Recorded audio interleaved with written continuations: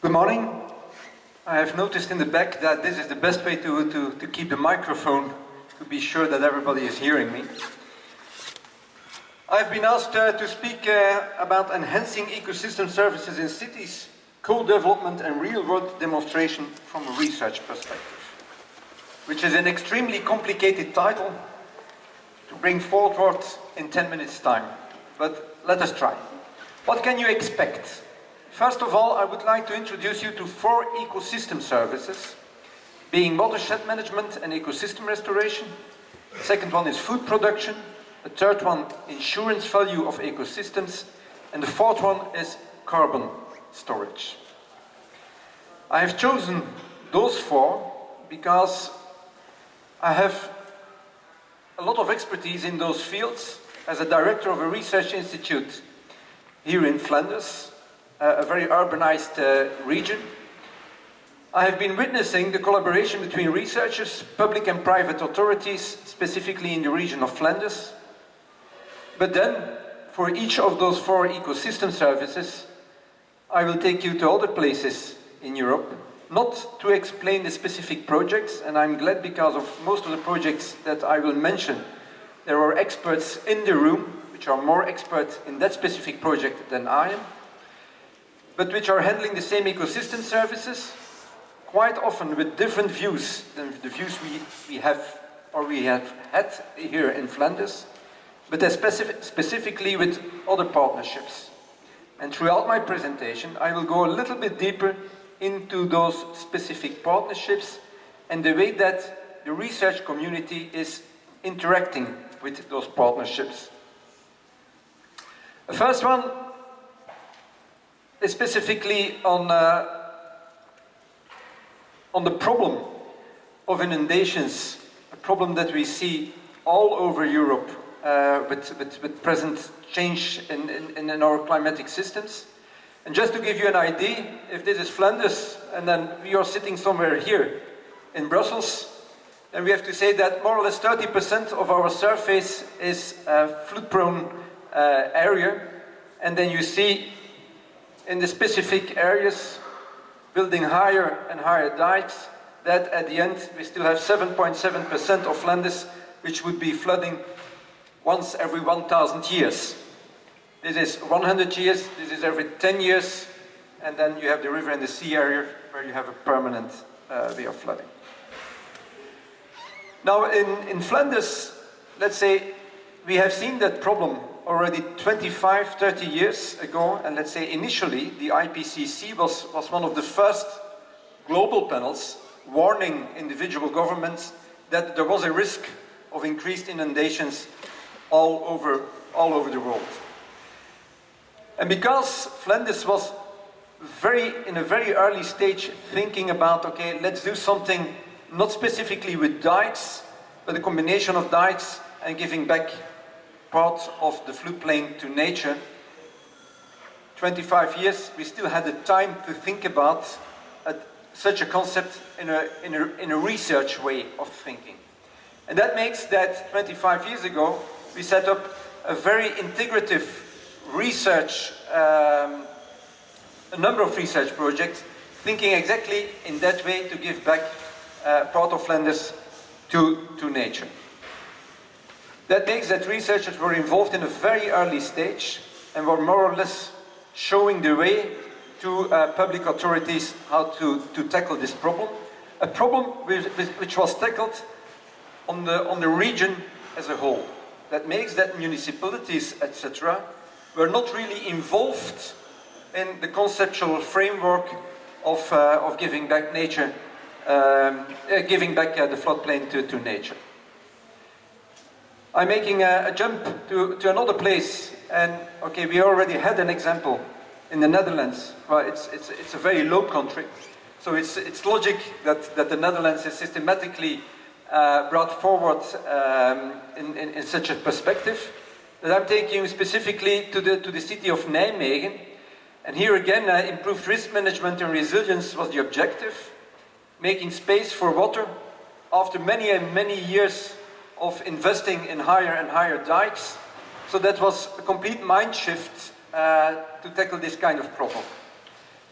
To give you an idea about the cost and benefits, cost was 359 million euros for the total project, but it led to a reduction of the water level of 35 centimeters, increased recreation, increased nature development.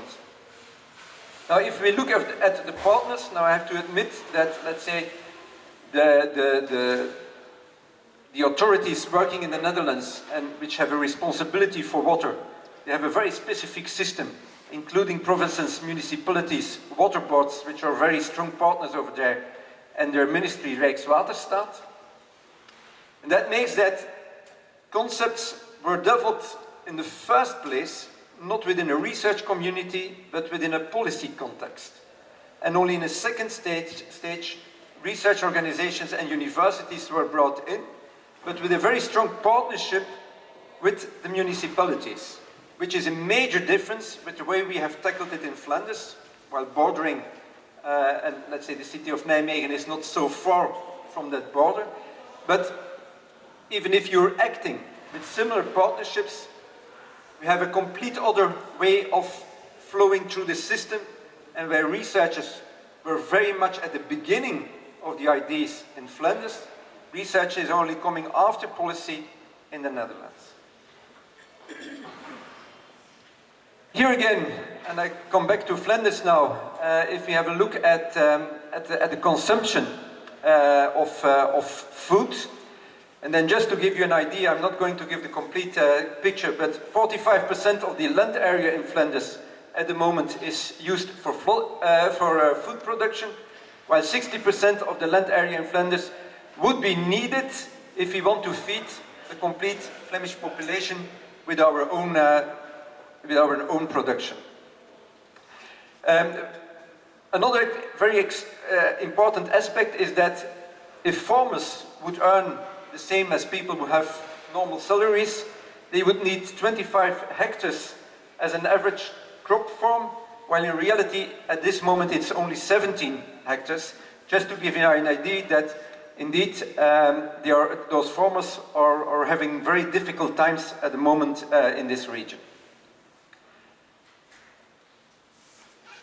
Going elsewhere in Europe, and then a specific ecosystem service in an urban environment is urban agriculture.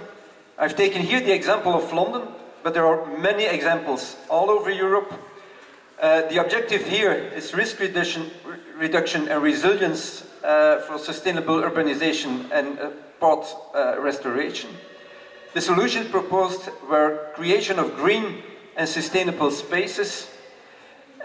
Costs and benefits, well, they're quite limited because they are especially working with volunteers, but the benefits are clear: water retention, heat stress prevention, and the stimulation of biodiversity. And specifically here, if you do a normal food production system, the one I've shown, and which is more regional organized, there especially governments and authorities are playing a very strong role. In the second phase, research is coming in, and in the third phase, the farmers themselves are coming in. Here, the whole system is set upside down. The farmers, in this case volunteers in the cities, they took the initiative, and only in the second phase, municipalities were brought in because, okay, they were providing a number of means, and only at the end of the whole procedure, research was coming in. And let's say, of course, the mix is making that today in London there are a number of very successful projects in the field of urban agriculture, but again, to show you that research, on one hand, can play a role very early in the process, but in this process, it was really at the end of the process.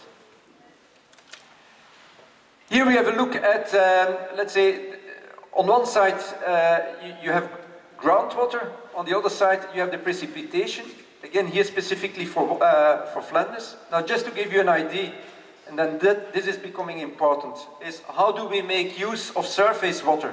In Flanders, then we have to say 45% of the surface water is specifically used for shipping. 13% is used for industrial purposes, and 32% is used for the energy sector. And on top of this, let's say, large parts of the surface water is used for drink water extraction.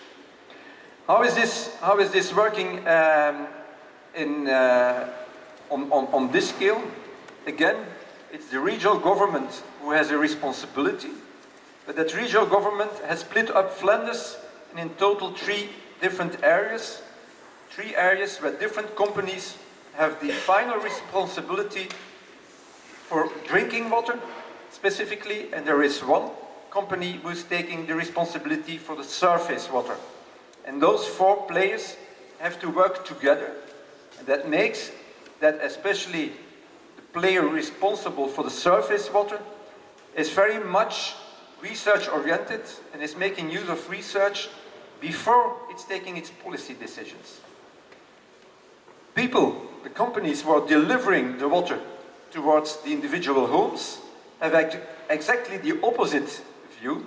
They first have a number of policy decisions they take before they take into account the research aspect. I make the jump again to a European system, Sustainable Urban Drainage System, and here Augustenburg in Malmö. Here the objective, risk reduction and resilience on one side, sustainable urbanization on the other side, specifically making use of increasing infiltration and retention features with a total cost of 22 million euros, but with very clear benefits. They have seen a 50% increase in biodiversity, specifically birds and insects. The impact on the environment makes that this project led to a minus 20% of impact on the environment. And very particular, the unemployment rate was reduced from 30% to 6%, while the turnover of the tenancies around the area or in the project area went minus 50%. So very clear benefits outside, let's say, the basic concept. Here again, while in Flanders what I have shown is that a number of large companies and the government is taking responsibility in the whole process. Here, small-scaled, but it was a housing company together with the city of Malmö who took the initiatives for this project, and then bringing into the project in a very early stage individuals, people living in the area. Only in a very late stage, research organizations were brought in, and then they were not brought in, but they are playing a more and more important role, are insurance companies, because they have seen that this kind of projects is playing a very crucial role in, let's say, a number of risks they are financing in reality. And so that makes that in other cities, not only in Scandinavian countries, but all over Europe, insurance companies are searching more and more for nature-based solutions within an ecosystem services context, but they see that there is a clear benefit also for them. And then I have a last example. This is about carbon. And just to give you an idea, the total green gas emissions in Flanders with CO2 is playing a very large role compared with CH4 and N2O. And when forest heathland or permanent grassland is converted to cropland in Flanders, we see that there is 20 to 40% of the carbon stock which is emitted into the atmosphere. Just to give you an idea again about the importance of nature. Okay, again, when we are tackling the CO2 problems all over Europe, this is very much government-led, because it's a very global problem. It's not a problem that you are tackling really on the scale of a city. But I have chosen this one because this is another project, bio-based geological CO2 storage. You will ask me immediately, what is the link with the city? I come back to that immediately. This is a research framework, all partners within an FP7 project. And they are trying to make use of the oxalate carbonate pathway, which I'm not going to explain, but let's say in reality, It's a chemical procedure which is turning sunlight and CO2 into stone. Making a clear benefit, you have CO2 storage, which can happen because of the biomineralization of carbon by microorganisms. Now, what is the benefit for cities? We already have seen, well, you need building blocks to build your cities. And here you're making use of sunlight and CO2 to produce building blocks which you can use to build your city. I've taken this example because here the initiative is still clear, it's still in an early phase also, but it's almost entirely in the hands of research organizations and of a number of private organizations. Within this specific one, I have mentioned one here in Belgium, but they are bringing together the necessary expertise to turn an ecosystem service into a product which can be the base of the cities of tomorrow. And I'm ending with the last picture, and I'm taking this picture specifically because, let's say, I'm living here. Just to give you an indication that ecosystem services, but also nature-based solutions are part of my daily life. Thank you.